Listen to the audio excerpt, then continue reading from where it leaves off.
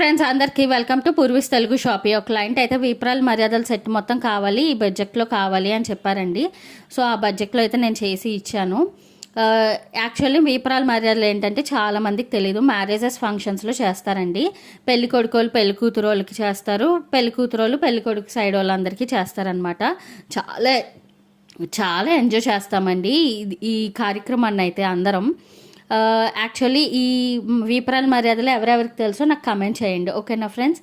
And చాలా యూనిక్గా అయితే చేశాను, అందరూ కూడా హ్యాపీ కమెంట్స్ అయితే ఇచ్చారండి. చాలా బాగున్నాయి, చాలా యూస్ఫుల్గా చేశారు అని చెప్పారు.